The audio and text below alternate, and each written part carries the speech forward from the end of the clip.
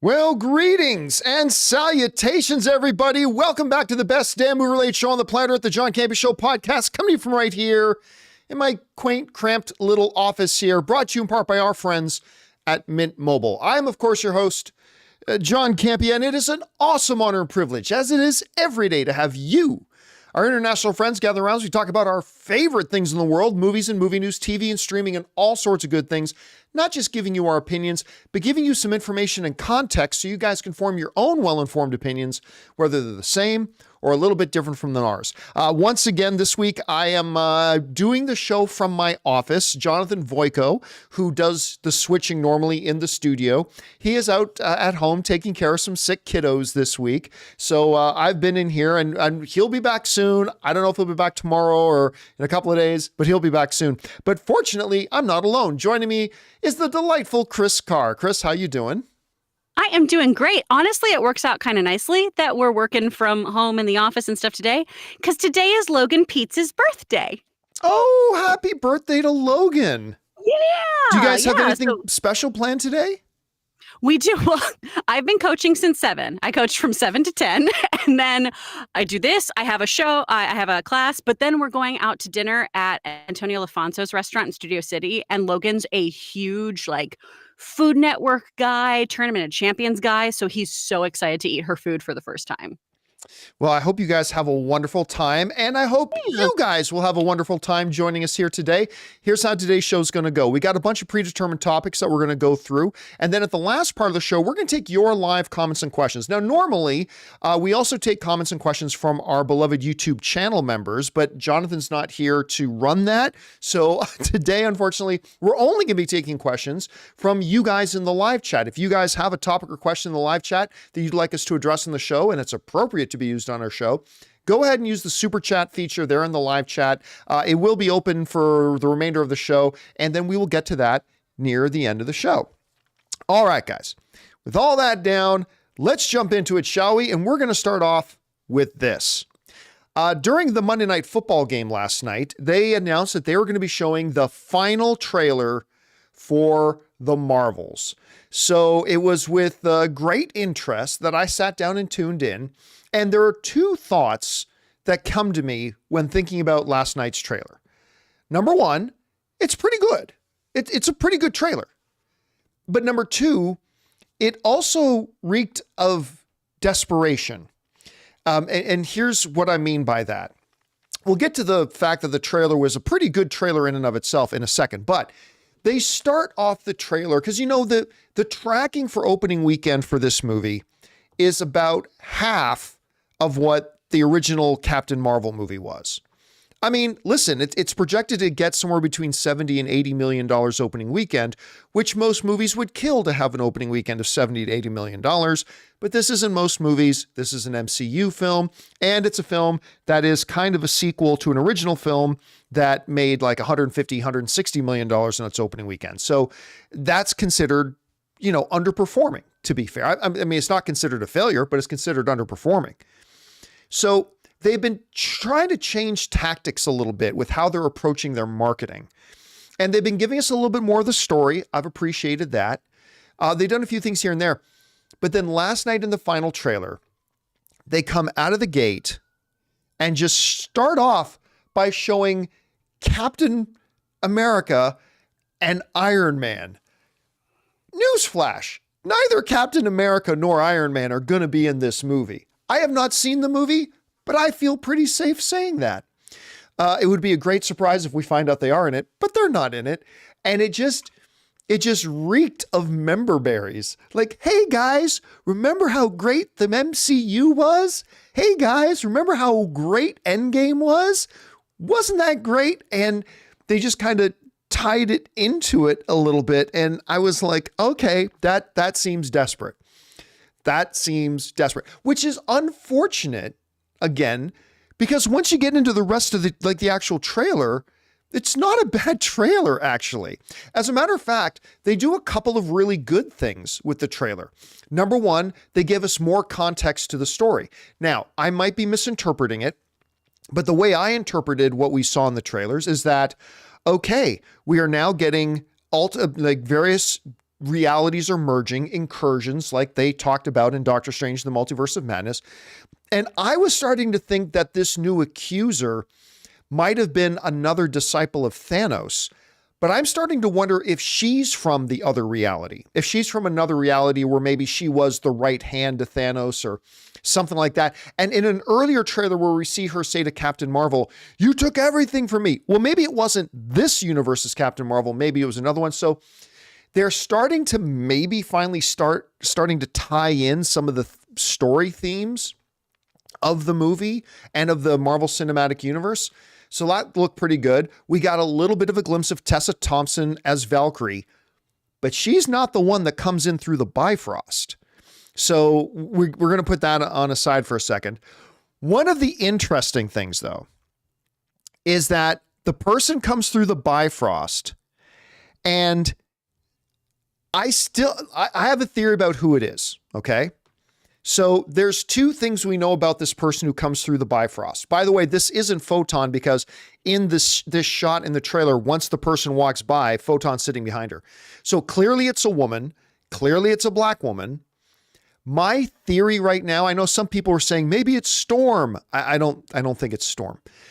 My theory right now is that it's Monica Rambeau from another reality who becomes Captain Marvel. I think... My guess, my theory is that this is a Captain Marvel from another reality, much like we had in Doctor Strange and the Multiverse of Madness, that we have that there. So I'm thinking maybe that's who it is that's coming through. And by the way, there have been hints that there will be more, surprises and cameos and things like that. Anyway, Chris, you had a chance to see the trailer for the final, what they're calling a trailer for the Marvels. What were your first impressions? What are your takeaways? Has it expanded what you're thinking we might get in the movie at all? What are you thinking right now? Well, first of all, for me, I don't think it's an entirely desperate trailer. I do think showing Cap and Tony is a cheap move. Yeah. But what have we all been complaining about for so much of this phase? How are they connected? How is everything connected? What is all the connection here? What's going on? And finally, this trailer gave me something of, oh, that big event, that big cataclysm that we had with Infinity and Endgame and everything, we're tying that in here. And I also finally know more about this villain, aside from a couple like shots of her and she's destroying every place I call home. Okay, why? So she's a disciple of Thanos, a daughter of Thanos, something of that nature. And I gotta say, I'm so hyped too about the idea of it being Rambo's mom. Right. I think that's how you do multiverse. I think you do multiverse in a way that makes you go, oh, this is what could be so messed up about this, of seeing people you've lost, seeing people who you love who are entirely different from what you've done. We've talked about this with Gamora. That was a big reality and a big consequence of a multiverse. Meeting someone who you think you have this tremendous backstory with, who can't even say your name right. And I think that's a huge thing that could happen here too with Photon, of just, Mom, I need you, I need this, I need that. And her saying, I'm not your mom. I'm the same age as you. So I'm really hoping that that's the case here. I did do, and I know I'm insufferable, I did like a little mini dance of, oh, it is Valkyrie. Oh, there she is. Ha, ha, ha, ha, ha. And I'll give you that, she's not coming on the Bifrost, but she's in there. And that made me very, very happy. She is there. I also, just to clarify, did they say they're here in conjunction with the Bifrost?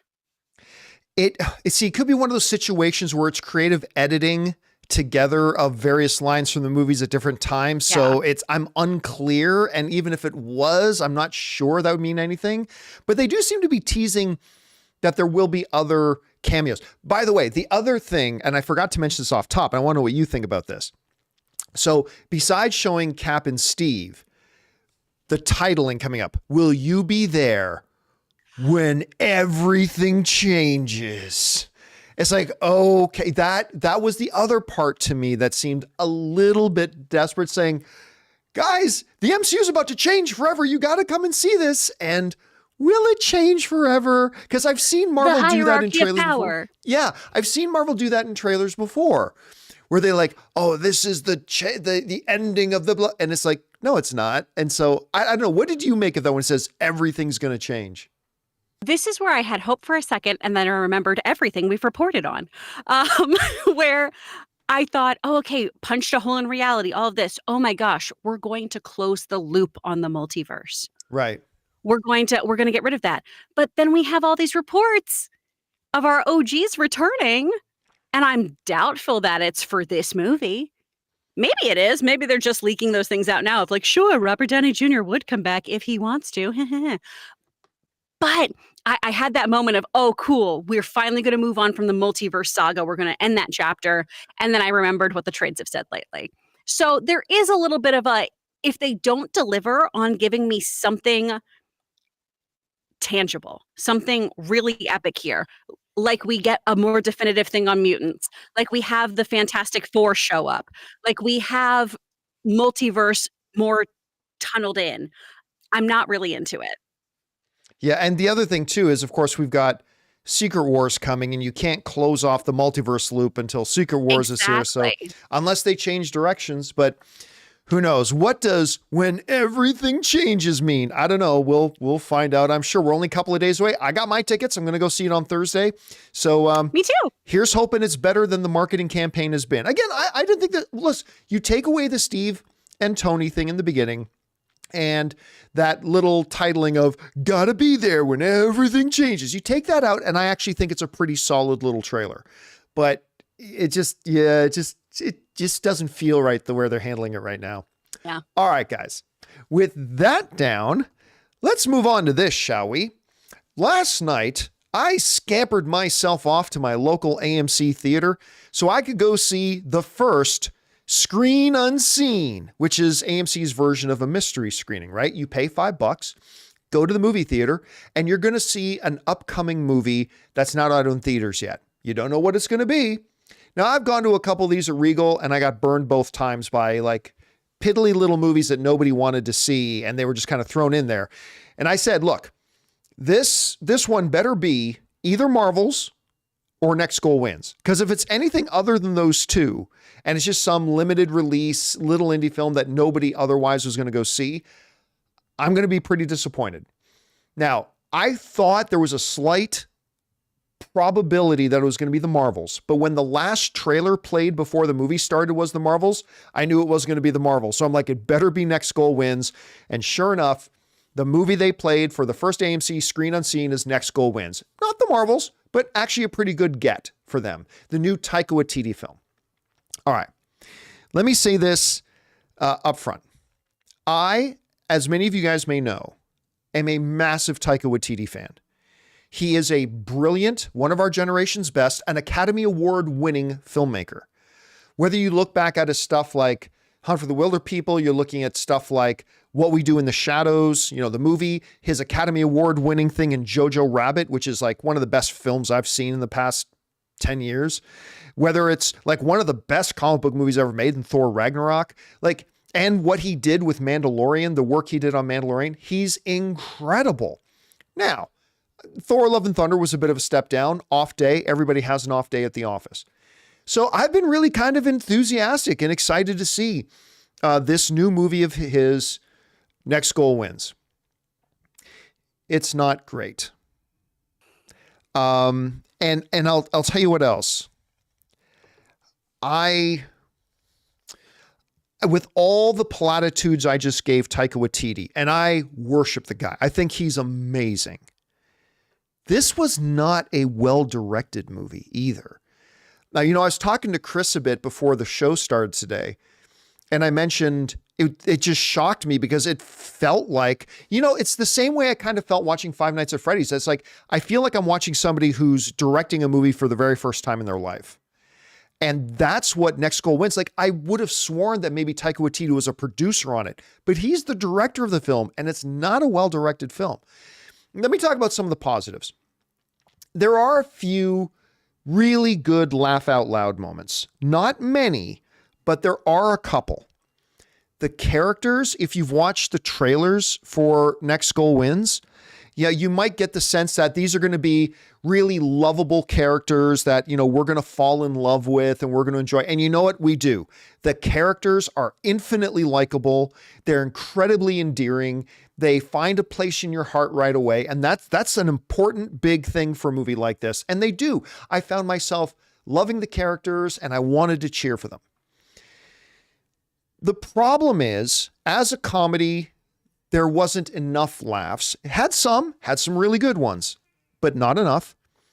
It's important to have these great characters, but then you got to give some depth to the character. And other than this one character here at the foreground, the one in the yellow shirt, this character has actually a pretty good backstory and some pretty good depth in the story, but everything else was very shallow and like very one-dimensional, and like things just happen. You know, like for instance, you know, you get the sense that Michael Fassbender is this hard-edged coach, but eventually he'll warm up. But it's like in one scene, he's still hard-edged and kind of grumpy. And then in the very next scene, after about a 10-second montage, he's like, I love these guys. It's like all these things never get built up. They're not developed. They don't work. Now, they had some high-profile other appearances. There are some other actors who pop up in this that I like very much that popped up in there. But even then, their characters felt very flat, one-dimensional. It just worked. Look, the character that steals the show for me is, I don't have a picture of him right now, but the character that steals the show for me is the guy who is the president of football in American Samoa. Because when he talks, you'd think it was Korg. All right. Like he just speaks like Korg, and he was a wonderful character. And you will come out of the theater saying boobs on my face. I'm just saying that's going to be something that's going to be on your mind because of this character. Wonderful character. But yeah, at the end of the day, a comedy that just wasn't funny enough, endearing characters without really using those characters in a developed story and making a good narrative story flow. I gotta say, I think it's my least favorite Taika Waititi movie, Chris. Whoa. And I think I preferred Thor: Love and Thunder to this because I thought there were more, like many bad, overly silly jokes, but I had some more legit laughs in Thor Ragnarok because some of the jokes landed really well than I did in this. And I don't think many people are going to go see this. And I don't think it's a terrible movie, but I'm a big Taika Waititi fan, but this one didn't work for me. Where have your expectations been for this? I've been really excited about this, honestly. I love Taika. Like I want Michael Fassbender to be in great movies. He's so good. He's so good. And I feel like either his management team or just the projects he signed on to have had a weird kind of discrepancy where it seems like a great idea and then it's not, or his management team has an idea of what he should do. But man, he's one of the greatest actors, I think, who just can't find a great script. And he can sell stuff, but if the story's not there, the character's not there, it's hard. And I really love like the All Blacks.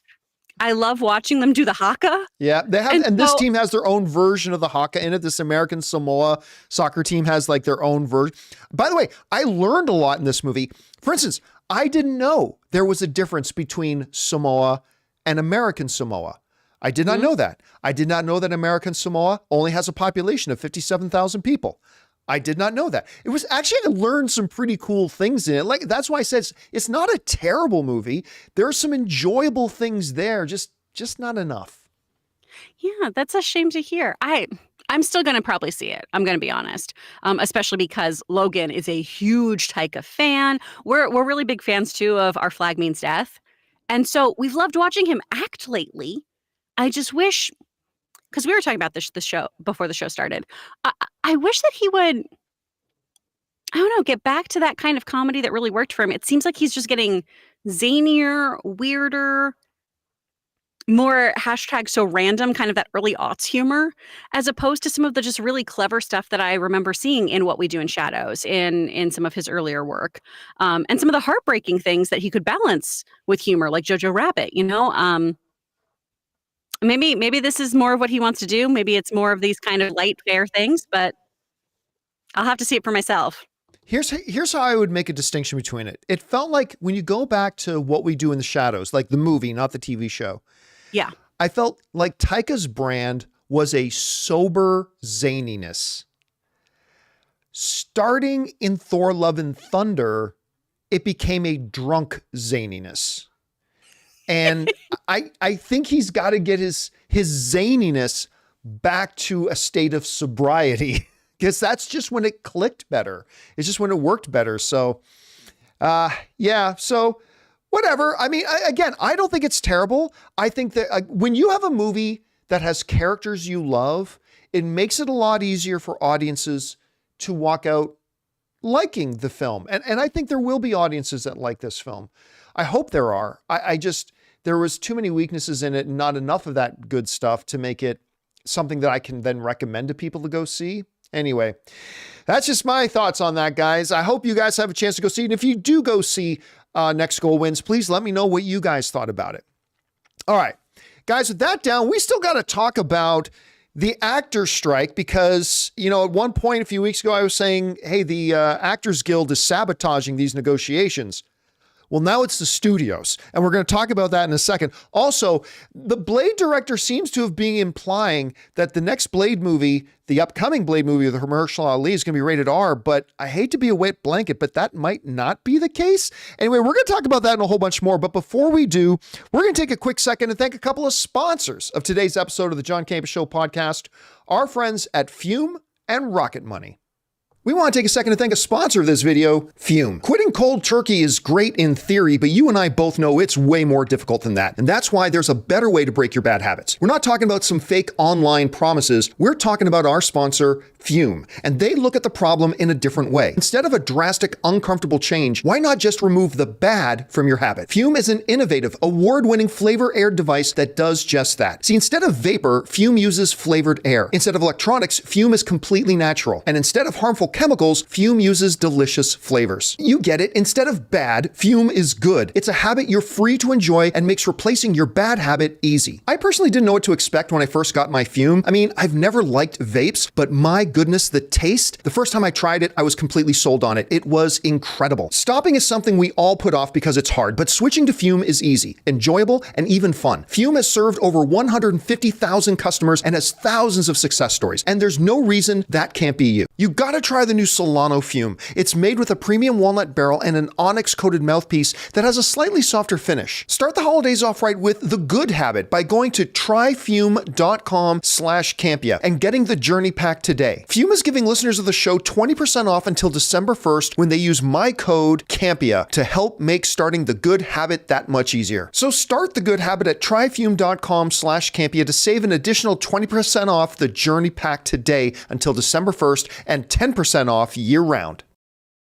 We want to take a second to thank a sponsor of today's episode, Rocket Money. Do you struggle to save money every month? With Rocket Money, you can quickly identify all those sneaky subscriptions that keep charging you month after month and cancel any you no longer use. For example, did you know that over 80% of people have subscriptions that they've completely forgotten about? It's too easy to subscribe to a free trial of something and then completely forget about it once you stop using it. That's why I'm such a big fan of Rocket Money. I've told you guys before that when I started using Rocket Money, I realized that I was still subscribed to a gym in another city I had moved away from 2 years ago. Also, my music service? Yeah, I found out I was still subscribed to 2 others. How much do you think you're paying a month on subscriptions? Most people think they're paying $80 a month, but they're actually paying closer to $200. That's why I use Rocket Money. Rocket Money is a personal finance app that finds and cancels your unwanted subscriptions, monitors your spending, and helps you lower your bills all in one place. With Rocket Money, you can easily cancel the ones you don't want with just the press of a button. With over 5 million users and counting, Rocket Money has helped save its customers on an average of $720 a year and $1 billion in total savings so far. So stop wasting money on things you don't use. Cancel your unwanted subscriptions and manage your money the easy way by going to rocketmoney.com/Campea. That's rocketmoney.com/Campea. rocketmoney.com/Campea. And thank you to our friends at Fume and Rocket Money for sponsoring this episode of the John Campea Show podcast. All right, guys, with that down, let's go on to this, shall we? The SAG-AFTRA strike is still on as of right now, at least as far as we know. You guys will remember about a week or so ago, the studios gave a deadline. They said, listen, if we don't get this thing settled in about the next week or so, we're just going to shut down discussions and not start talking again until January because we're going to miss our TV season. There's no reason to keep talking. Now, then we found out about 48 hours ago that the studio submitted what they called their last, best, and final offer to the actors, to which I thought, you know what? You guys have been negotiating for almost 4 months. At some point, one side or the other has to go to the other and say, this is it. This is as far as we can go. This is the best we can do. So whether the actors did it or the studio did it and say, it's a take it or leave it. Like, this is it. However, now we're getting some details into what was in that final negotiation, in that final thing that they were talking about. And it's interesting because there have been two main issues, and one that each side has been a kind of a stickler on. There was the side of the residuals, the idea of trying to get some kind of a tariff on how many subscribers each streaming service had, to which I've always said, look, the actors have got to get over that because they're not going to get it, and they shouldn't get it, and they should just move on. The other side was AI, that the studios were apparently like wanting to be able to have the rights just to take the digital imagery and then reuse that imagery of actors' likenesses in perpetuity. To which I said, listen, the studios, you got to get over that because they're not going to give that to you and you have no right to it. So you got to get over it. Well, guess what happened? The actors moved off the unreasonable thing they were asking for. Apparently both sides, as a result, started to get closer and closer, but the studio has not gotten off the thing that they don't have no right to. Listen, this is coming to us from the folks over at the Hollywood Reporter who's saying this. Multiple sources familiar with the state of the negotiations tell the Hollywood Reporter that SAG-AFTRA, that's the Actors Guild, has pushed back on an AI clause that is included in the studio's latest offer. The Alliance of Motion Pictures and Television Producers, that's the studios, is seeking to secure AI scans for Schedule F performers, guild members who earn more than the minimum series regulars, $32,000 per TV episode and $60,000 per feature film. The company's suggested clause, get this, would require studios and streamers to pay to scan the likeness of a Schedule F performer. So yeah, we'll pay you to scan your likeness, but then it's ours. Then it belongs to us. SAG-AFTRA is seeking to attach a compensation for the reuse of AI scans, as the studio's member companies would also need to secure consent from the performer. The language currently in the studio's offer would see the studios and streamers secure the rights to use scans of deceased performers without the consent of their estate or without the consent of AFTRA. Are you out of your fucking mind? Are you out of your goddamn mind? What kind of lunacy is that? What world do you live in that you think you can go to performers and say, oh, we'll give you $5 to scan your likeness, and I don't know, maybe they'll pay more than $5. Who cares? That's not the important number. We'll give you to scan your likeness. Oh, but then we get to use it however we want, whenever we want, whether you're dead or you're alive. It's ours now.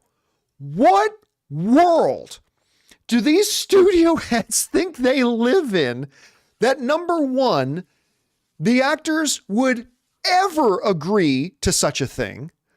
And number two, that you have any damn right to even ask for such a thing. The right to use scans of deceased performers without the consent of their estate? For those of you who don't really know what estate means, that just basically means they're survivors, their family. Listen, who the fuck do you think you are asking for this?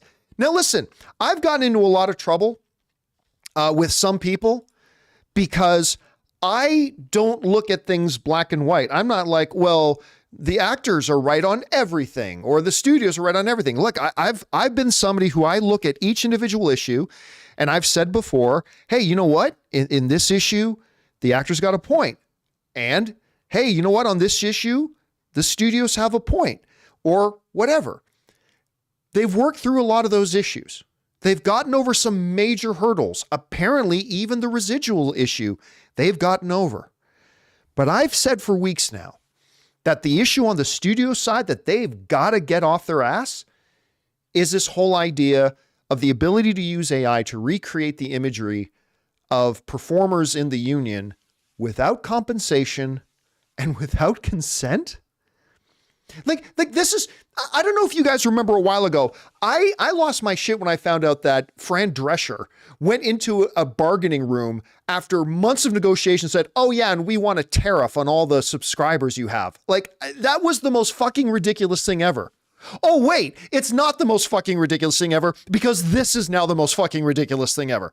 I just can't, like, at least when the actors were asking for that ludicrously unreasonable thing about a levy on subscribers, I could see what their rationale was. Like, obviously I didn't agree, but I could see how they were framing it. I could get why they'd ask.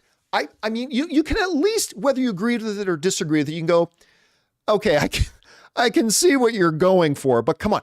I can't do that with what the studios are asking here with AI. There is no foundation. There is no justification. There is just no plane of reality in this universe or the next that anybody can look at this and think, yeah, that's reasonable. Nobody can look at this and say, yeah, that's reasonable. And if this is the one thing, if this is the major thing that is holding up a deal getting done, meaning that this TV season is lost, the release schedule windows are lost, and we're not even going to have any more negotiations until January of 2024. If this is it, then you guys know I've been spreading blame around to everybody in this. I think that the actors are to blame for part of it. I think the studios are to blame. If this is the thing that's holding this up and we get screwed and like the entertainment gets shut down for the next 4 months, this is 100% because of what the studios are doing on this. This is an unreasonable ask. This is a ludicrous ask. This is an immoral ask for them to put out there. And I just don't get, I understand them trying to stand their ground on residuals. I understand them trying to stand their ground on certain things. I got all of that. I did. I've been very understanding. But this is preposterous. This is absolutely asinine. And I can't even imagine what they're thinking. Now, we have a less objective person in the room than me, because I'm so objective. We have Chris Carr, who is a part of the SAG-AFTRA Union. Chris, I can't imagine you're going to take a different stance than me on this, but no. You've read the reports, you've talked to your fellow actors. It seems from everything we're seeing that this is now, that they've worked through almost all the major hurdles. From what I understand, there's still some other details to work out, but this is the thing right now that's holding everything up. I don't know. What's your take on this? John, you and I have not seen eye to eye on a lot of this. And it's because, I have a vested interest in things and you have a different perspective on it. And I'm so happy to hear us agree on this issue because it is absolutely bonkers. And I got to be honest, I have been so frustrated with people DMing me or commenting on how I don't understand what AI is meant to do in these contracts. Please, folks, clip this out, share it, let people know, share the articles talking about this. This is what we're talking about with the AI usage, that we have no control over what is used of us after we're dead. Are you insane? A literal corpse has more bodily autonomy than an actor right now. And I just got to say, we shouldn't have to explain consent over and over again like this. It's bananas to me. And this is a just downright necrophilic contract. It's insane to me. One, you shouldn't have to sell off your voice, likeness, face, etc. in perpetuity. Newbie actors out there, you should never do that because one, it excludes you from doing other jobs, and two, that they're a sea witch. They own you forever. You should have a say in what your voice is used for, what your face is used for, what your body is used for. These are very basic concepts. Please think of your own face, body, likeness. Do you want it used however somebody else sees fit without your consent? Probably not. Probably not. Maybe some of you are into that. That's weird. No shame, but like, I don't understand that. This is a big, big deal. And let me assure you too, folks, so many of you who watch this show want to be in the movie industry in one shape or one way or another, right? When the studios remove human components, do you think you have a job? If they get rid of actors, do you think they're going to be the wonderful members of IATSE? Do you think we're going to have all these other careers, writers, makeup artists, greensmen, anything? No. This affects everyone because if they want to get rid of the people, they want to get rid of all the people. And I keep thinking back to the writer's strike portion of this, of people saying, I kind of don't want to watch a movie that a human couldn't be bothered to write.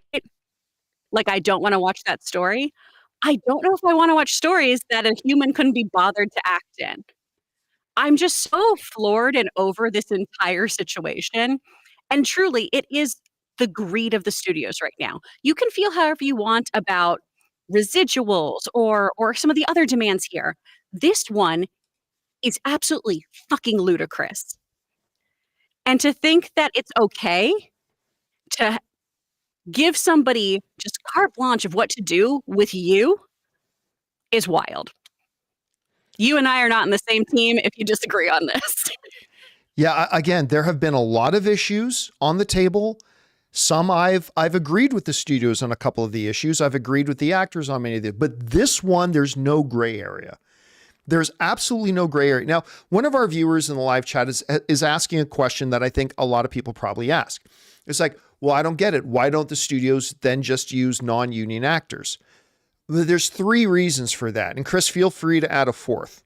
Sure. Number one, you're getting subpar talent.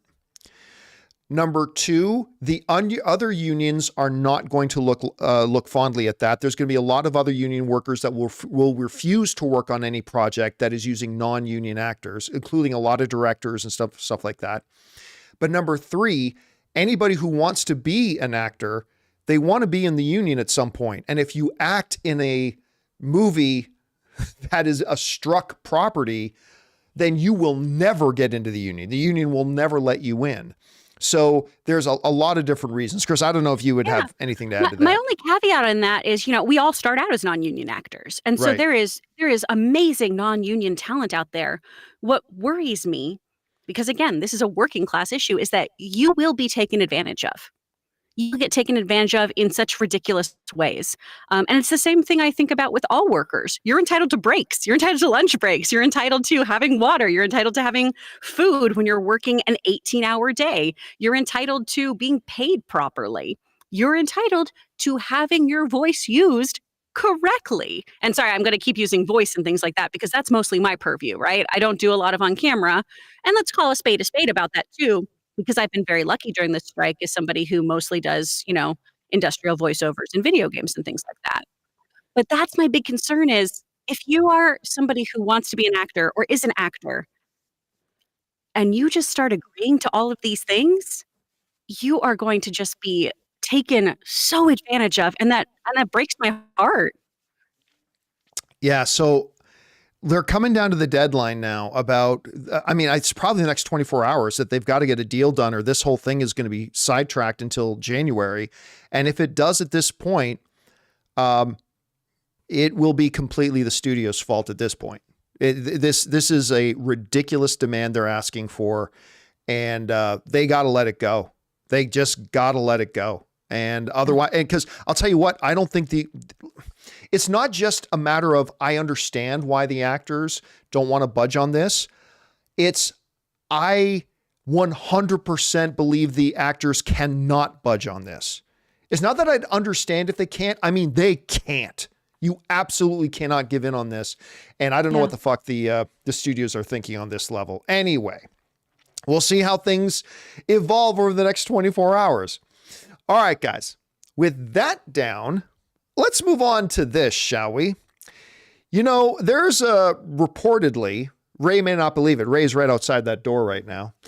Ray may not believe it, but they say there's a new Blade movie coming.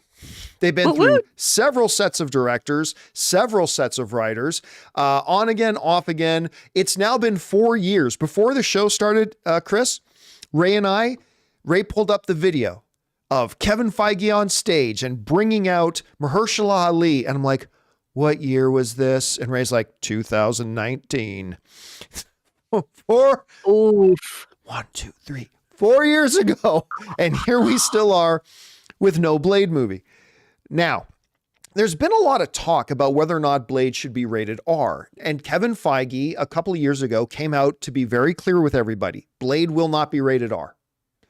Marvel is not going to do R-rated stuff. Yes, we will do it for Deadpool, but Deadpool is the exception, said Kevin Feige. And that kind of put that all to rest. Well, yesterday, a bunch of reports started flying around saying that the director of Blade has just confirmed that Blade is going to be rated R. And once again, we've discovered that people online don't know what the word confirmed means. But at any rate, but this is what happened, okay? So there's a Deadline article out there, okay? That basically is an interview with the director of Blade, but it's not an article about Blade. It's an article about a new short film that he has out called, I believe it's called Dammy. I think it's Dammi. I think that's the name of the short film. It's a short film about that. Actually, if I scroll up to the top, you see in the headline of the story, there's nothing in this story about Blade at all. Because you would think if they just announced that Blade was going to be rated R, that would be your headline, right? Like that's the headline of the story. But this isn't anything about Blade. It's really about his new film, Dammy. Okay. So down on paragraph 18, there comes this thing, this line that everybody has taken and started running with the headline, Blade director confirms Blade will be rated R. And they might be right, but they might not be. Okay, so here's the actual quote from Deadline. This is what all the other sites are referring to, okay? Dimanche, that's the director, can use those lessons and focus on directing a 2-time Oscar winner Ali in a ferocious new Blade, a tall order because of the indelible link to Wesley Snipes in those early New Line R-rated films. Now, this is where everybody's getting this from. The director said, they gave me the R, which is so important, Dimanche said. Whereas Dimanche once said his personal turmoil gave him an outside perspective that was helpful. He feels more at peace now, having faced his demons in the film he made. Dammy, right? He's talking about Dammy. He says, I come out of this wanting to be more open, more vulnerable, and bring more personal aspects to my work, he said. But for Blade, we're going to have more fun because Mahershala is such a deep actor. I'm excited to show a kind of ruthlessness, a roughness he has that allows him to walk the earth in a particular way. I love him for that. He's got a dignity and an integrity, but there is a ferocity there that he usually keeps under the surface. And I want to unleash that, talking about his Academy Award-winning actor, and put that on screen. All right. There are a couple points I want to make here. First of all, let me say that on face value, I can see why people believe that the director is saying that Blade will be rated R. Because honestly, if I had to bet $1 on it, I think that's how I lean also. Like I read that, and my first impression of reading that, the first way I interpret it is that, yeah, it sounds like he's saying that Blade will be rated R. And maybe it will be. Maybe it will be. Okay. That's, again, because there are some times that people take a quote and they say, it's been confirmed that this is happening. I'm going to go, what do you did not read that right. You're crazy for interpreting it that way. I don't believe anybody is crazy for interpreting this as the director saying the movie will be rated R. Not at all. I kind of lean that way myself. But I do want to throw out just a couple of little cautions, okay? Because 5 or 6 times over the past couple of years, we have had a bunch of headlines run based on an article in Variety or the Rapper Deadline that's about something completely different. And then somewhere down in paragraph 9, line 6, I remember this one time, I can't remember the exact movie, but like the writer of one of the articles in Variety, it was about something completely different. And down in paragraph 9, line 7 mentioned, so-and-so appeared in the original and will return as blah, blah, blah. And everyone went, oh, it's confirmed that actor's returning. And it turns out they weren't, right? There are 2 little quick things I want to throw out here. Number 1, when he says they gave me the R, he didn't say Marvel gave me a green light to go ahead and develop this movie as an R-rated movie. Well, he's not writing the script. Keep that in mind. This director is not writing the script. So it's not like they came and said, we give you a green light. He said they gave me an R. He could very well, when you look at the structure of the sentences, he could very well be talking about his short film that the article is about. So that's just one thing I want to throw out there, okay? Just to be a little cautious. Because nowhere does he say, Marvel has told me that I can make Blade rated R. That's not written anywhere. He does not say that. Again, I believe that's what he's implying, but there are reasons to keep an open mind that he might be talking about something else. He may have been talking about his actual short film that the article is about. Because then he says, but with Blade, I'm looking forward to this, all that kind of stuff. Here's the second thing. The second thing is this movie does not have its script finished yet, let alone has started filming. Like, this movie's a ways off from starting production. They had just hired a brand new writer the day before the writer's strike started. Do you remember that, Chris? Mm-hmm. Like right the day before. Right before the writer's strike began, they just hired a brand new screenwriter to start over. Well, the writer's strike has not been over for that long, right? So they're still early in the development of this, of what direction the writer's taking it. Now, it is also still possible that he might be talking about the Blade project, but I'm just saying, don't be surprised if they say, oh yeah, Marvel gave us a green light that we could develop it as an R-rated thing. Remember, they haven't even started shooting this thing yet. And then before the movie comes out, we're going to get all these interviews like, you know what? We looked at the footage and we realized this could easily be a PG-13, and the movie ends up being PG-13. Again, Chris, just so I'm 100% clear, I also agree with most people that when I read that at face value, I tend to believe he's talking about Blade. But I also think that if that's what he was doing, Deadline would have run a headline story about that.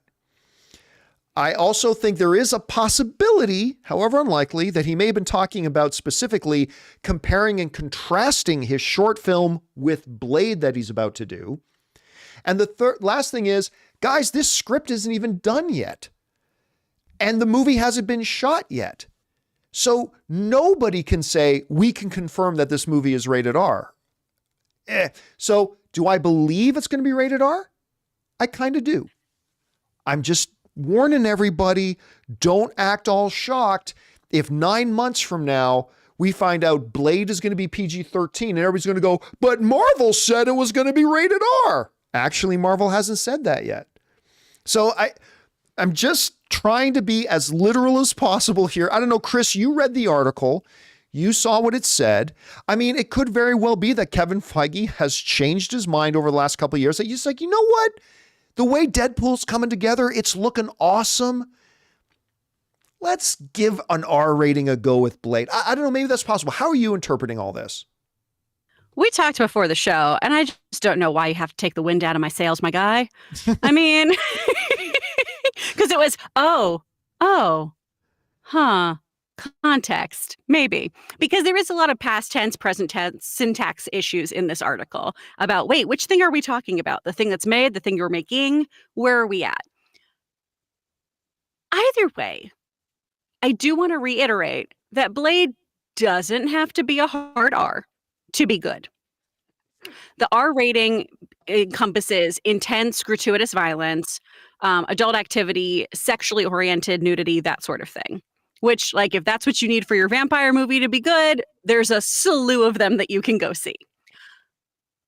That being said, do I want to see Mahershala decapitating fools? Like, really gruesomely? I do. So I want this, but I need to hear directly from Marvel. I need to get a really concrete source here that says, yes, this is what's going to happen for me to be fully invested. I would like Blade to drop some F-bombs. I would like some things like that. But at this point, I got to shout out Brian Kemper in the chat here. He says Blade is basically a urban legend. Yeah. And it is. I feel like we can't really trust anything about this movie because it keeps starting and stopping. There's so many hitches in this one that I don't even know what this movie is going to be, let alone if it's going to get a rating. I don't know if it's getting made. Yeah. And by the way, to your point about Mahershala Ali taking fools' heads off and stuff like that, I want to remind everybody that when it comes to the MPA and the rating system, they let a lot go. For instance, in a PG-13 Transformers movie, Optimus Prime shoots a sword out of his arm, grabs a Decepticon, and literally drives a sword through his head. In another scene, he takes a similar sword and sticks it into the gut of another Decepticon, literally ripping the sword up and whatever. The MPA gives a lot of leeway with even brutal violence if that violence is against anything other than humans, whether it's aliens, monsters, robots, or vampires. Because I've seen some vampire TV shows where they do some pretty gruesome things to vampires. Oh, yeah. And it's not rated R. It's not even TVMA. So I think they can do Blade PG-13. If it's up to me, would I like to see Blade R? Sure. I'll take the R if it's up to me. But I'm also not so narrow-minded that I think if it's PG-13 that it can't be made remarkably well. It still can be made remarkably well and still be very violent and all that kind of stuff. Maybe you don't see a lot of boobies and maybe you don't hear 10 tons of F-bombs being dropped. Okay, does that make the movie better? I'm not convinced it does. But I don't know. So if you had to go right now though, Chris, and you had to put $50 on the line as to whether you think this Blade movie will or will not end up being rated R, what do you think's ultimately going to happen here? You know what? I feel like the times they are changing. I feel like the winds are shifting at Marvel, and I think that this is going to have an R on it. I am just not convinced. I think I'm like you here. I need to hear Kevin Feige say, yes, we have decided to let Blade be rated R. I need to hear him say it, or I need the director to come out and say, hey, look, I wasn't really clear. Marvel has told me I can make an R-rated Blade film. I just need to hear that. And until that happens, do I think they can? Again, I think, and this is just speculation on my part, I think Kevin Feige, like I said, has probably seen the development of Deadpool 3, is looking at all the dailies and thinking, this is turning out really well. You know what? I bet we can do this with a couple of our characters. And if there is any other character that is kind of asking to be R-rated, it would probably be Blade. So does that then limit how much you can use Blade in other MCU properties? I mean, that's always been the problem, right? It's like, okay, and that's the problem they're going to face with Deadpool. Like mom and dad, because Disney's a very family-friendly brand, they're going to be like, okay, you have Deadpool in this Avengers movie, but now little Johnny wants to see the other Deadpool Disney movie. And I can't let little Johnny watch that. Or you have Blade doing a romping adventure with the Black Knight, like they teased at the end of the Eternals movie. Okay, that's a PG-13 movie, but I can't let little Johnny watch the other movies with Blade. I mean, that's kind of the conundrum they face. Let Johnny know about International Women's Day. You got to teach them when they're young. Hey, listen, I am not going to be the most wholesome parent in the world, my kid is not knowing about International Women's Day, at least not as portrayed in Deadpool. You know what? When you're 16, kid, get on the internet and look up all you want. But while you're 7, no. This is why my friends don't let Auntie Chris babysit unsupervised, because I'm like, I don't know, just here's some chili and watch a movie. Go. All right, guys. Question is, what do you guys think? Like, again, I see all the headlines. Director confirms Blade will be rated R. But when you actually read the article, an article that doesn't even mention Blade at all in the headline or the title, other than a passing thought, and then you read the context of what he's saying, I'm not so sure that they just confirmed it's rated R. I kind of side with it. I can see why people are saying that, and I kind of side with them, but I'm just not going to be, if I could open up a window right now and look a year and a half into the future when Blade's getting ready to come out and it says PG-13, I'm just not going to be shocked by that. I don't know. What do you guys think? How do you think it's ultimately going to end up being? And hopefully we'll get some official statement. Hopefully Kevin Feige is going to see all these discussions going around about all these headlines saying it's going to be rated R. Hopefully Kevin Feige will make a definitive statement about that, but we'll see if he does. All right. Hey guys, with that down, before we get into our sponsor spots here, Chris is now going to go off and get the Logan birthday festivities rolling. Chris, thanks so much for being here today with me. And where can people find you online? Oh, you can find me at It's Chris Carr on Instagram, or if you're interested in voiceover, speakfriendstudio.com, or on IG for Speak Friend Studio. Also, I haven't told you this, John. Amy and I have started doing a fandom podcast. So me and Amy Newman talk about like cartoons and stuff. If you want to listen to that, it's on Spotify. It's fun. All right, thanks for being here, Chris, and we'll talk to you again soon. Bye. And for the rest of you guys, we are going to now go over and start taking all the questions you guys have been firing in. But before we get to those questions, we're going to take another moment and thank another sponsor of today's episode of the John Campea Show podcast, our friends at Mint Mobile. Guys, we want to take a second to thank a sponsor of today's video, Mint Mobile. Signing your life away to a big wireless provider is kind of like being trapped on a roller coaster from hell. Sure, it looks like fun at first. They probably even threw in a free phone, but now you can't get off. Month after month of insane bills and unexpected thrills, like overages and surprise fees. If that sounds like your current big wireless plan, it's time to get off the ride with Mint Mobile. For a limited time, wireless plans from Mint Mobile are just $15 a month. That's unlimited talk, text, and data for just $15 a month. You guys know before I came to Mint Mobile, I was paying triple what I am paying now on the standard big wireless plan, and I will never go back. All plans come with unlimited talk, text, and high-speed data delivered on the nation's largest 5G network. Use your own phone with any Mint Mobile plan and bring your phone number along with all your existing contacts. To get your new unlimited wireless plan for just $15 a month and get the plan shipped right to your door for free, go to mintmobile.com/Campea. That's mintmobile.com/Campea. Cut your wireless bill to just $15 a month at mintmobile.com/Campea. And thank you to our friends at Mint Mobile for sponsoring this episode of the John Campea Show podcast. All right, guys, we're going to go over and start taking your questions. I'm going to let you guys know that the super chats are already kind of full up. I'm going to keep the super chats open. Oh, thank you, Ray. Appreciate that. I'm going to keep the super chats open just for another minute or two. So if you do have a comment or question, get it in quickly because I'm going to be turning off the super chats here in a minute. All right. With that down, guys, let's get over to your questions that you guys have been sending in, shall we? And we're going to get started off with Redeemer329, who writes, should Marvel have delayed the Marvels until the actor strike was over like Dune 2 did? Hindsight. I mean, here's the thing. They've got Samuel Jackson is going to be a relatively small role in the movie, right? So really you have one big star in Brie Larson. That's it, right? Like Dune 2 moved because they have like 10 A-list actors in their movie that can make a huge difference going out and doing a marketing campaign with them to promote the film. The Marvels only really has one. If you understand that Samuel Jackson is probably going to be a smaller role in the movie. So they probably thought they could still move ahead with it. I mean, we'll find out. Honestly, I don't know if it would make that big of a difference, but it's something they'll probably do a little hindsight is 2020ing on a little bit later. All right. DeMarcus Love sends in a $20 super chat. Thank you, DeMarcus, for supporting us on that level, man. DeMarcus writes, for the idiots like me who don't understand what it really means for Marvel to give the R-rated go-ahead, please explain, Giovanni. I've always respected your opinion. Well, again, number one, I don't see anything concrete in there that says Marvel has given the go-ahead to make an R-rated thing. Again, the script's not even written or not completed written at this point. So let's see how that all goes.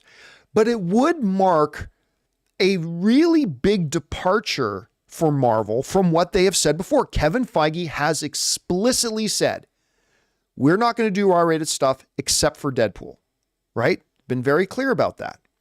So if they do decide to make Blade R-rated, which they may, which I never thought would have happened. I'll be honest with you. I never thought they would. But if they do, and they might, it would mark a very, very big departure for them. And it's going to be interesting to see how that all comes about. Again, DeMarcus, my friend, thank you so much for supporting us on that level. That's a really generous super chat of you. Thank you, man. All right, next up.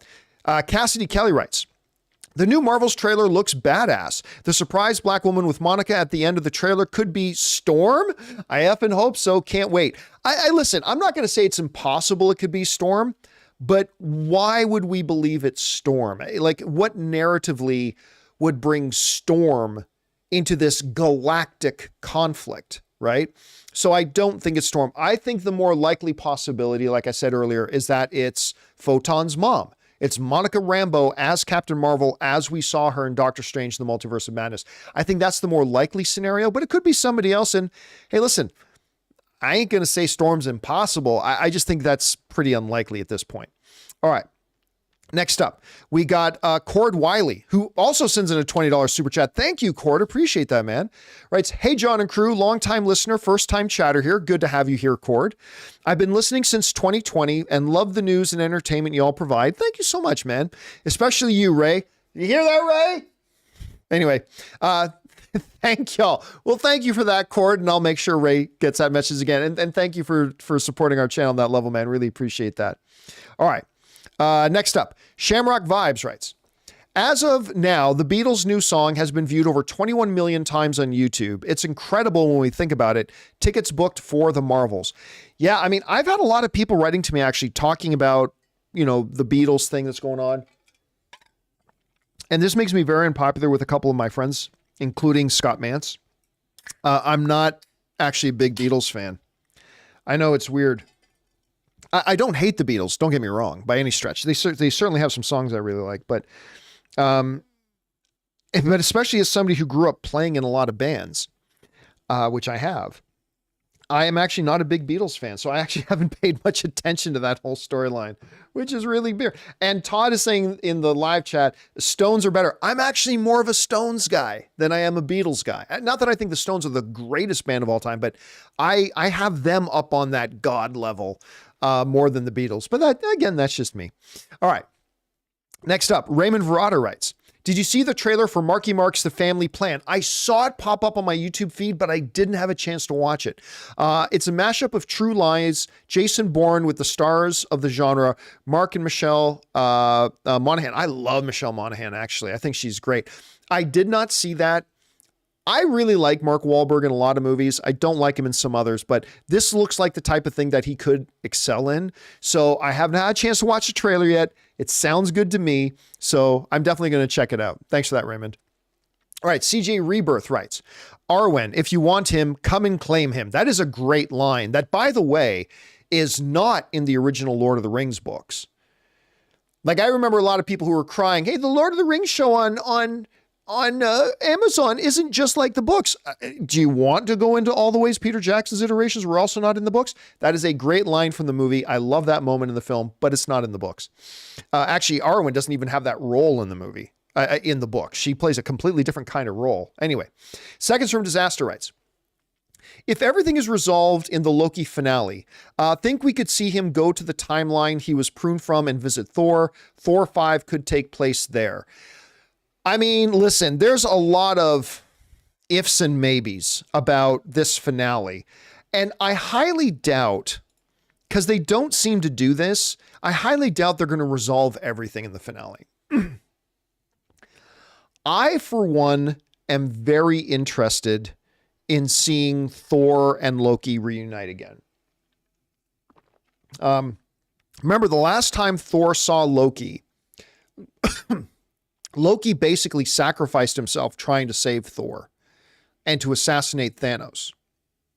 And Thanos saying, pardon me, saying no resurrections this time. Really? Because now we got Loki season 1 and 2. But I would love to see a Thor and Loki reunion. I doubt they're setting up Thor 5. I don't think that's what they're going to do, but maybe they could set up something like that down the road. I for one would very much like that. I would look forward to that. Okay. Next up, James Germain. Oh, wait a second. That was second from disaster. Yes. James Germain writes, hey, John, saw Daredevil in the new Echo trailer in his classic Netflix red suit. That's not to confuse people. Marvel. That's not to confuse people. Marvel. LOL. Keep it filthy. I still haven't seen him in it. Someone's got to send me a screenshot so I can see, because I have not seen Daredevil in the trailer. Obviously, he must be there because a whole bunch of people are saying he is, but I just didn't see him. Although I want to remind people, I've been saying for a long time that this is not going to be the same Daredevil from the Netflix series. It's going to be the same as the Daredevil from the Netflix series, but it's not the same one. And then Variety, remember we were reading that article on the show the other day that was talking about the Daredevil series, and Variety specified this is not a continuation of the Netflix series. Now, maybe they're wrong. Maybe they're incorrect, but it's going to be interesting to see which way they go with that. All right. Next up, we got Chris Miner, who writes, favorite meal to get at an AMC dine-in. You know what? I haven't been to AMC dine-ins enough because I don't have one close to me.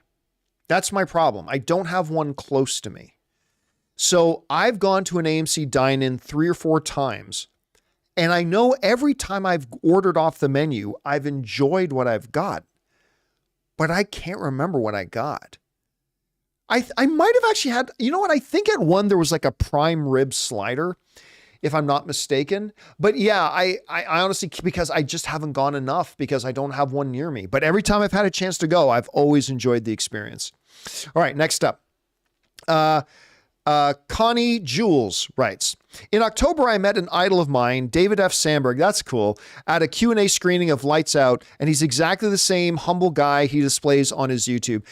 David F. Sandberg is such an inspiration. This dude made this short film on YouTube, Lights Out. It is a creepy as hell little short film, right? No budget, little short film. I think it's like 3 or 4 minutes long. And a studio was so impressed by it, they let him direct a full-length studio-produced feature film based on the short film. And then we got the motion picture Lights Out, which was great, by the way. I never would have guessed, how can you take this little short film and stretch this out to a full-length feature film? He did it, and he did it really well, and it's really fun.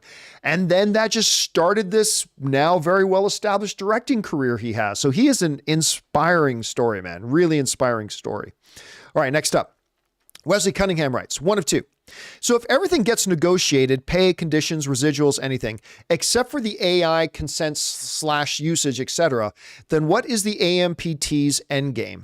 I'm sure there's a part 2. Yeah. No longer working with union actors, just holding out no matter what. The harm would outweigh any benefit from what they gain at this point. Yeah. You can't go on without the actors. I mean, you can't even make animated films because you need actors to come in and do the voices.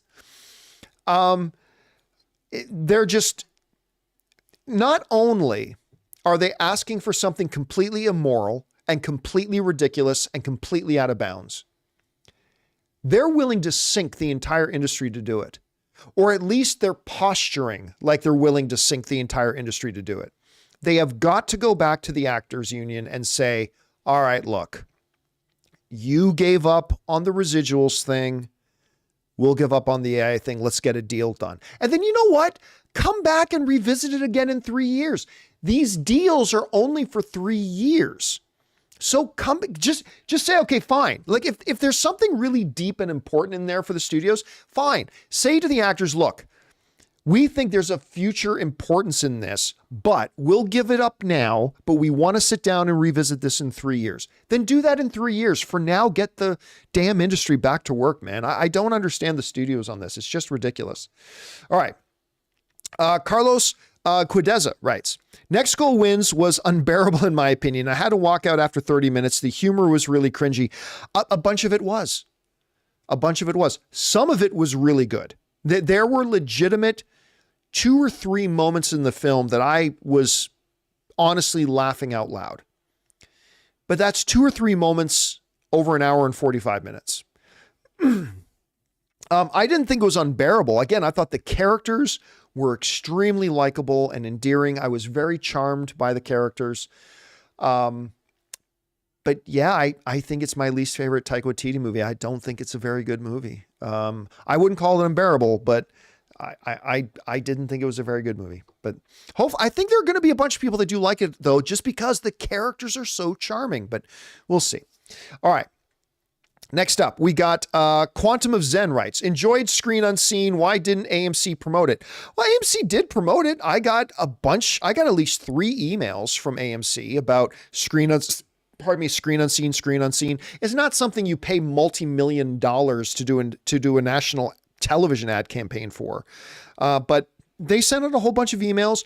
I had about a half full theater last night, which I honestly was more than I thought people would go. And you know what? It wasn't the Marvels, but it was a notable, bigger-ish movie that they did it with. And I think they're going to get more attention the next time they do it. So I don't know when they're doing their next Screen Unseen, but I think next time they do it, they'll get a little bit more attention. Let's see. Where are we at?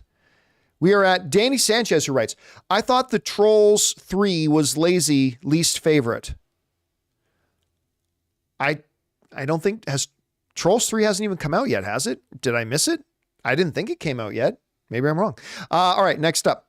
Ghostface 1999 writes, hey, John and Chris. Chris is not here right now. I did my due diligence on the $330 million production for Snow White. The number comes from an article in a Forbes published in September of 2023.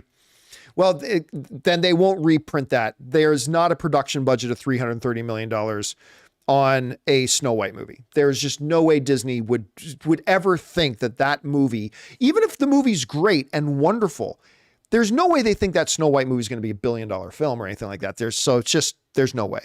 Obviously, they must have made a mistake. Ghostface also writes, the Forbes article states that the $330 million is the break-even point and not the budget. That makes way more sense. So something got lost in translation of what I read. Okay, that makes total sense. A $330 million break-even point, that seems low to me. I'll be honest. $330 million seems low. But if the movie was say like $150 million budget, which seems more rational to me. If it's like $150 million budget and they put in like a $70 million marketing campaign, then yeah, 330, 340, 350, 370, somewhere in there could be a break-even point depending. But yeah, them saying it's a $330 million break-even point is far more believable, even though that number does seem low to me, but still far more believable than saying they spent $330 million to make it, because there's no way they would have made $330 million on that. There's just no chance. All right. Thanks for clarifying that, Ghostface. I appreciate it. Next up, David Cushmore writes, did you watch the Vikings game this past weekend? Dobbs got the winning touchdown pass against the Falcons. He did good for the team. With Kirk Cousins out, and listen, forget the record. Kirk Cousins has had a great year. He has played lights out. And when he went down with the same injury Aaron Rodgers had, I thought, oh, the Vikings are in trouble. But hey, we'll see. We'll see. All right. Next up, Subwire writes, sad the good Canadian kid Iman Vellani can't do press for the Marvels. Yeah, that Marvel was really hoping that this actor strike would have been settled by Sunday or Monday, so they could at least have a few days before the movie came out that they could get Iman Vellani and Brie Larson and maybe even Samuel L. Jackson out there starting to talk up the film and generate a little bit of buzz, but they were not able to do that. And it's not the only thing that's going to hurt them, but it's going to be one of the things that hurts them. That's for sure. All right. Thanks for that, Subwire. Next up, Seconds from Disaster writes, the studios are trying to strong arm SAG by starving them out, but actors can get other jobs for now. Studios can't get other actors. Stand strong, SAG. I mean, it's this IA thing is ridiculous. Now, again, here's the thing. I am not an unthinking drone that I either side with the actors or I side against the actors. No, listen, very few people have wanted to admit it, but there are some things that the actors have asked for that I believe has been irrational. A lot that the actors have asked for, I believe they should get.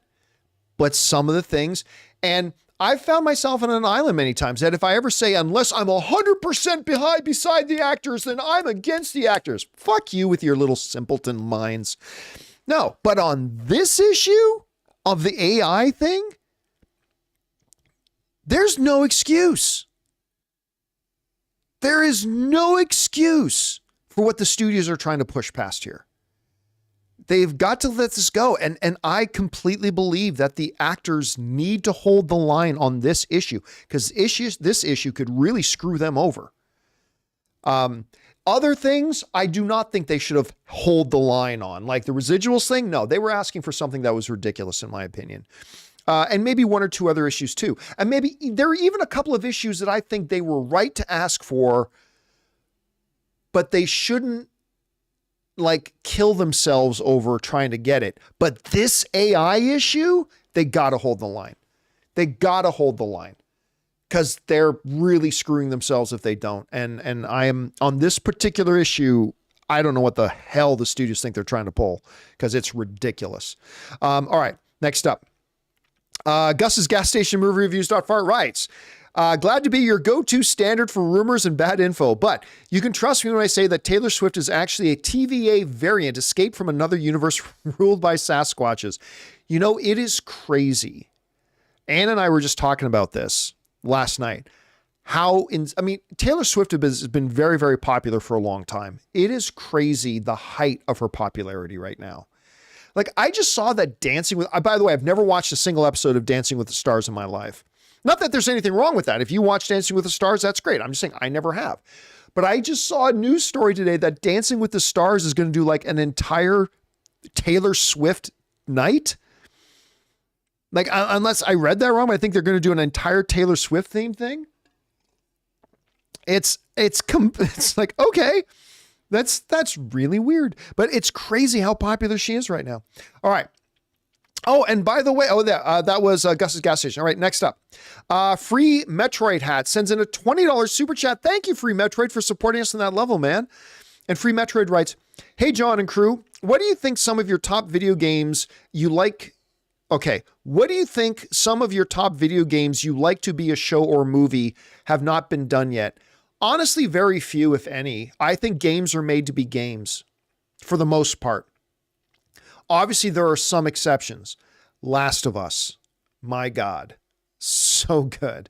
I think God of War makes for excellent on-screen narrative. Most video games, including some of my all-time favorites, they have narrative, but they're narrative that's really made for games and gameplay.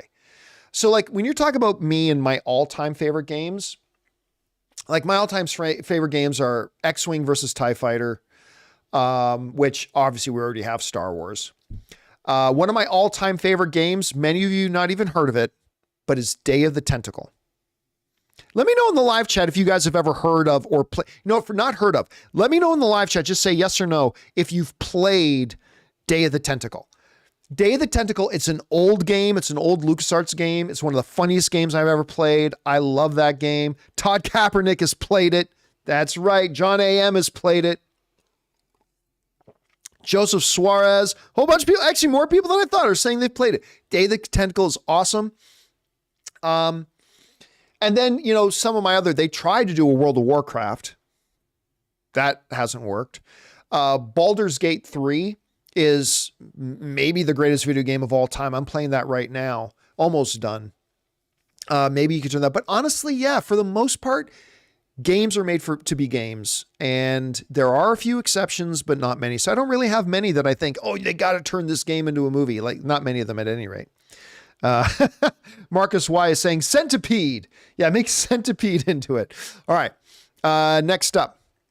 We got Corey M who writes, just want to say that Deadline on their social media says that he was talking about Blade when he says they gave him the R. Okay, Deadline may say that, but they can't give him an R because there is no movie to be giving an R. The script he is also not writing the script, right? Somebody else is writing the script.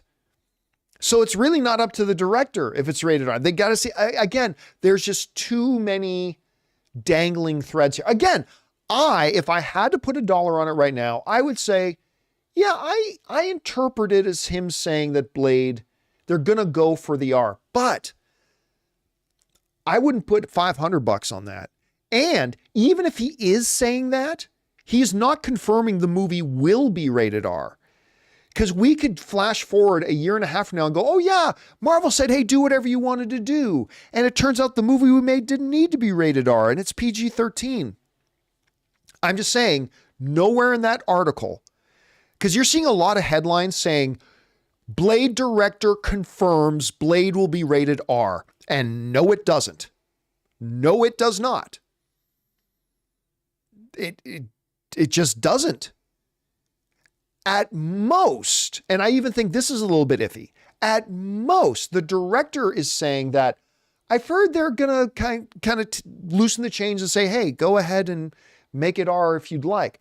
But nowhere does he say, does Kevin Feige say, does anybody say the Blade movie will be rated R? That's all I'm saying. That's all I'm saying. I'm not saying it won't be. None of that. I'm just saying people who are telling you it's confirmed, it's not confirmed. I believe it, but it's not confirmed. And there's a big difference. But again, that's just the way I'm interpreting it. And maybe we get some more information from Kevin Feige in the next 24 hours and it'll totally change the way we look at it. All right. Next up, Andy writes, Ki-Hu Kwan teaches Loki to control their ability to jump timelines. In the season 2 finale, he's going to tell Loki he'd like to do laundry and taxes with them. Again, that's a little bit of a course of a crossover to Everything Everywhere All at Once. By the way, I heard some people say that Ki-Hu Kwan is just basically like his character in Loki. By the way, what's his character's name again? Obi? I think it's Obi. That Obi is just basically a grown-up Data from the Goonies. He's the same character from the Goonies. And you know what? The more I watch Loki season 2, I'm like, yep, that's just Data from Goonies. That's just him. He acts the same way and it's perfect. It's absolutely perfect. I wouldn't change it at all. I love the way he plays that character. All right. Next up, Chris Miner writes, Chris, which voice artist do you idolize most? Obviously, Chris isn't here right now, so she can't answer that. But I will see if I can remember to mention that to her, Chris, and ask her. I think she said it before. I think just last week on the show, somebody asked her a similar question. Like somebody asked her, who's like your favorite voice artist? And I remember, if any of you guys in the live chat remember who she said, like who are some of her favorite voice artists, can you throw that in the live chat?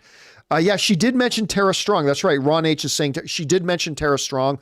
I don't know if she say Tara Strong is the one she idolizes, but I know she loves Tara Strong. Andy, oh, sorry, there was a part 2 to that.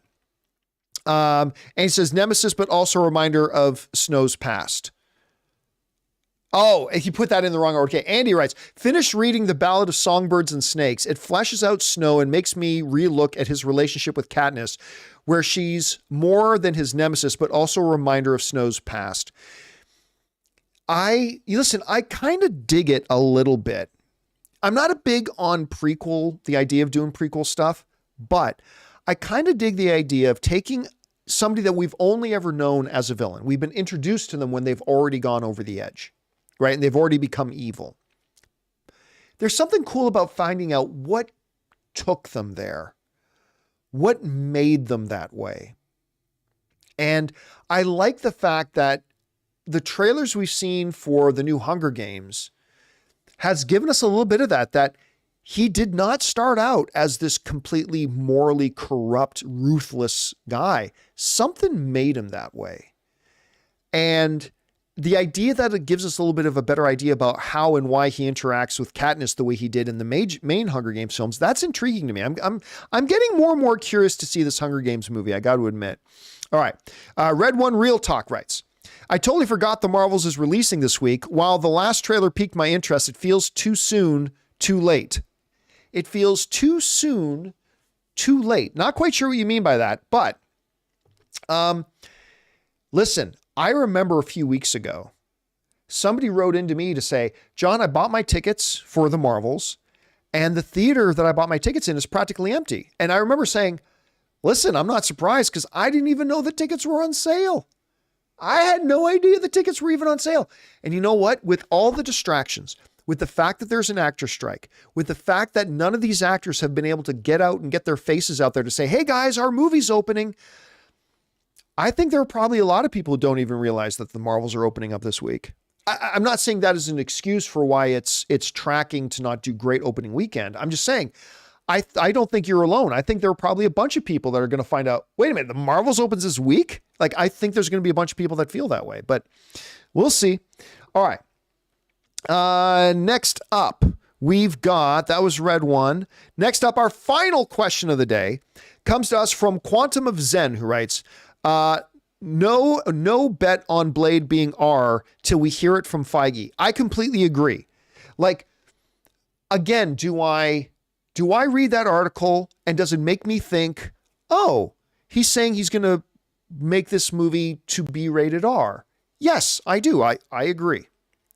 But would I bet on that? No, I would not. There's just too many dangling threads there, like I said, until Kevin Feige comes out and says, hey, we've decided that we are going to make Blade an R-rated film. Until I hear Kevin Feige say that, I would not bet money on it. Guys, listen, I'm not even 100% sure this movie's getting made at all. Come on, I'm not alone in thinking that, right? I'm not the only guy here who thinks there may be a possibility they don't even make this movie, right? Like with all the drama. I mean, they probably are. Of course they are. But I mean, I can't be the only one that thinks there's a chance they don't make this movie, right? Anyway, that's just me. Anyway, guys, that'll do it for today's installment of the John Campea Show podcast. Thank you so much for being here and making this show part of your day. Big special thank you to all you guys who sent in those super chats. Number one, because you gave us great fun things to talk about. But number two, you supported this channel as you did it. And all of us involved with the show, thank you guys so very much for your support. Hey guys, I'm going to be doing an open mic a little bit later this afternoon. So if you guys want to come on back and hang out some more, we'll just talk about whatever it is you guys want to talk about. We're going to do that a little bit later this afternoon. Keep your eye on the channel for what time? Probably in about 3 hours from now, 2.5, 3 hours from now, we'll come back to an open mic, but hopefully we'll see some of you guys there. If not, we'll see you again tomorrow for the next installment of the John Campea Show. By the way, Sean Chandler returns to join us again for tomorrow. It's been great having Sean on. Rob's out of town right now. I believe he's off in Chicago this week. So Sean's going to be filling in, and we look forward to seeing you guys then. So until next time, my friends, bye-bye.